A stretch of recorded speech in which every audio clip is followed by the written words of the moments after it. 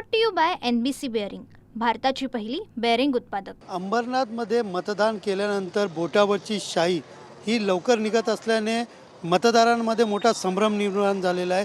मी सध्या उभा आहे अंबरनाथ परिसरामधील 9 प्रभाग क्रमांक 9 परिसरामध्ये आणि आपण पाहू शकता 5 मिनिटापूर्वी या ठिकाणी या मतदारांनी या ठिकाणी मतदान केलेलं आहे आणि त्यांच्या बोटावरची जी सही आहे, शाही आहे, जे मतदान केल्याचं दर्शवतं, ती पूर्णपणे शाही कुठंतरी निघालेली या ठिकाणी दिसून येतात.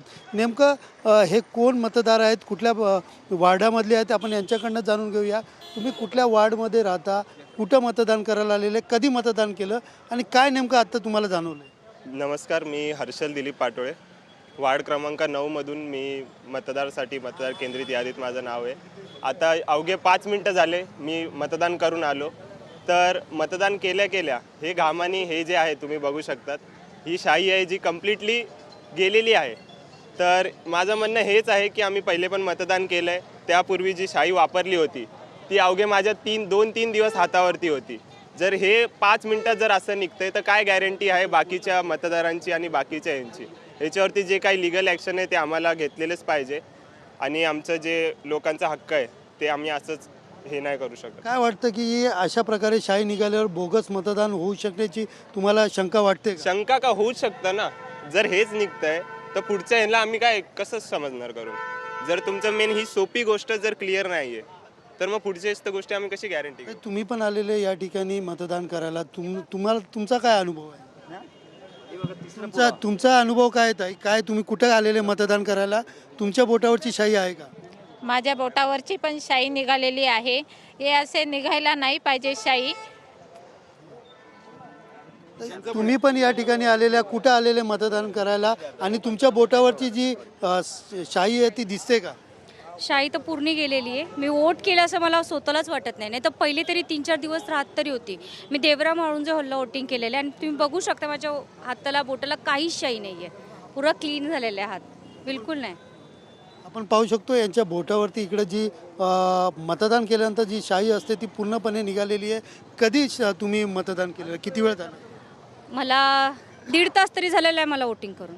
तर त्यानंतर लगेच गेलेले आहे ते. काय वाटतं अशा प्रकारे ही शाही निघत असेल तर बोगस मत एकदम 101% बोगस मत कोणीही करू शकतं. हे जर असं आता ठीक आहे की आम्ही सांगतो की आमचं वोटिंग आम्ही केलेलं आहे, पण ज्यांनी करून सुद्धा परत करू शकतील असे पण लोक आहेत जे करतील पण. हे बोगस वोटिंग होईल सर, हे पूर्ण हेच होऊन जाईल.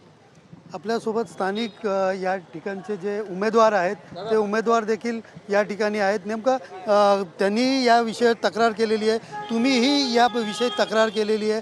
काय सांगाल, निवडणूक आयोगाने तुम्हाला काय उत्तर दिले? कारण अनेक जणांच्या तक्रारी हातावरची शाई जी आहे ती लवकर पुसली जाते. मी त्यांना विचारलं काही कुठल्या प्रकारची तुम्ही इंक वापरली, पेन वापरला, तर त्या निवडणूक अधिकाऱ्यांनी मला सांगितलं की माझ्याकडं याचं ऑप्शन नाही, मला वरतून जे आलं आहे ते मी काम करतो आहे, याच्याकडं तुम्हाला उत्तर पाहिजे, माझ्या वरिष्ठांना विचारा. दुसरी गोष्ट पाहिली तर 9 प्रभाग क्रमांक 9मध्ये अनेक ठिकाणी EVM मशीनी बंद आहेत. किती ठिकाणी EVM मशीन बंद आहेत आणि आता पुढे मतमोजणीला तुम्हाला काय त्रास होणार? बघा, मी सांगतो का सकाळी 10 वाजता आपला दुपारी 1:30 वाजता बंद होती. पहिल्या बाईटवर सांगितलं, नंतर सांगितलं 2 वाजता बंद होती 1 तास. पण आत्ता मला फोन आला का आत्ता सुद्धा दोन्ही मशीनी बंद आहेत. आत्ता जेव्हा मी बाईट देतो या क्षणी मला ते फोन येतात का दोन्ही मशीनी परत बंद पडल्या.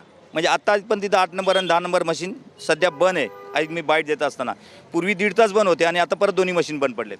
पहिली म्हणजे एकूण टोटल किती वेळा मशीन बंद पडल्यात, किती वेळाचा मतदारांना मतदान टाकायला त्रास झाला आहे? आता तिसऱ्यांदा बंद होते. तिसऱ्यांदा म्हणजे 4 मशीन तिसऱ्यांदा बंद होतात. मग त्यांचे काय कॅल्सी 12 मशीन तुम्हाला दिलेले, आता 14 झाल्या. आता ते 2 मशीन बंद पडले होते, ते बदली केल्या. तर पूर्वी आमच्या 1 ते 12 असे होते, आता 2 एक्स्ट्रा आले, 14 मशीनी झाल्या. काउंटिंगमध्येही तुम्हाला त्या गोष्टीचा त्रास होईल. आम्हाला नक्कीच त्रास होईल. त्याच्यात त्रास काय होईल, घोळसुद्धा होऊ शकतो. आमचं भविष्याचं जे चाललं आहे त्याच्यात आमच्या मतदारांची पण फसवणूक होऊ शकते त्याच्यामध्ये. एकंदरीत पाहिलं या ठिकाणी तर कुठेतरी संतापाचं वातावरण जे आहे ते मतदारांमध्ये, त्याचबरोबर उमेदवारांनाही भीती आहे की ज्या मशिनी नेल्या आहेत त्या मशीनमध्ये कुठेतरी मतदानाचा घोळ होऊ शकतो, असं शिवसेनेचे उमेदवार यांनी असं मत मांडलेलं आहे. मात्र सध्या तरी पाहिलं तर बोटावरची शाई ही लगेच पुसली जात असल्याने जे मतदार आहेत यांच्यामध्ये संतापाचं वातावरण या ठिकाणी दिसून येत आहे. कॅमेरा पर्सन गणेश रहाटेसह Sunil Jadhav, TV9 Marathi, Ambernath. Brought to you by NBC bearing, भारताची पहिली बेअरिंग उत्पादक.